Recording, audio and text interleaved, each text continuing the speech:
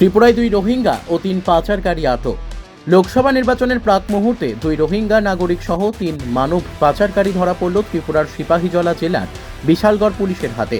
সোমবার সন্ধ্যায় গোপন খবরের ভিত্তিতে সেখানকার উত্তম ভক্ত চৌমোহনী থেকে একটি মারুতি ভ্যান সমেত এদেরকে পাকড়াও করে পুলিশ। পরে তাদেরকে থানায় আটকে রেখে টানা জেরা করা হয় পুলিশের পক্ষে। ধৃতদের মধ্যে রয়েছে বাংলাদেশের কক্সবাজারের রোহিঙ্গা নাগরিক হারুন আমিন ও জাহাঙ্গীর আলম। পাশাপাশি 3 মানব পাচারকারীর নাম যথাক্রমে ফারুক মিয়া, আব্দুল কাশেম ও রুবেল মিয়া। এ কাণ্ডে বিশালগড় থানার ইনচার্জ রানা চ্যাটার্জি জানান যে ধৃতদের বিরুদ্ধে আইনি পদক্ষেপ সহ এই চক্রে জড়িত অন্যদের খুঁজে বের করতে পুলিশি অভিযান অব্যাহত থাকবে। পাথারকান্দি থেকে মলয় কুমার দাসের রিপোর্ট, নববার্তা টুডে। আজকে আমরা আমাদের ইন্টার ডিস্ট্রিক্ট যে নাকা আছে উত্তম ভক্ত নাকা পয়েন্ট, সেখানে আমরা রুটিন চেকিং এর সময় একটি গাড়ি যার নাম্বার TR01W0409, সেই গাড়িটি আমরা আমাদের এখান থেকে ওরা সিগন্যাল ভায়োলেশন করেছিল, তার জন্য আটক করলাম এবং একটা গোপন ইনফরমেশনও ছিল।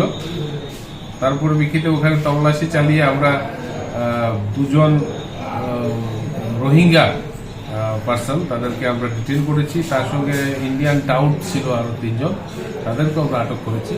এখন বিস্তারিত তাদের সঙ্গে কথা বলে আরও কিছু তথ্য বের করে যদি অন্য কিছু থাকে তাহলে বের করা হবে। স্যার এখানে তাদের নাম কি স্যার?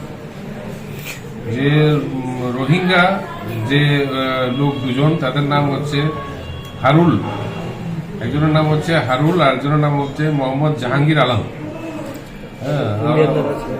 ইন্ডিয়ান যারা আছে ইন্ডিয়ানের নাম হচ্ছে একজন নাম হচ্ছে মোহাম্মদ ফারুক মিয়া, একজনের নাম হচ্ছে আপনার আব্দুল কাশেম, আরেকজনের নাম হচ্ছে আপনার রুবেল। স্যার তারা কোথায় যাচ্ছিল? তারা তাদের বক্তব্য যে তারা তো বিভিন্ন কন্ট্রাডিক্টরি ইনফরমেশন বলছে তারা, কিন্তু আমাদের কাছে যে ইনফরমেশন ছিল তারা রেল স্টেশনের মাধ্যমে বিষয় সম্বন্ধে তারা এই গাড়িতে ছিল? গাড়িতে ছিল, মারুতি গাড়িটা ছিল। গাড়িকে আটক করা হয়েছে? গাড়ি আমরা আটক করেছি।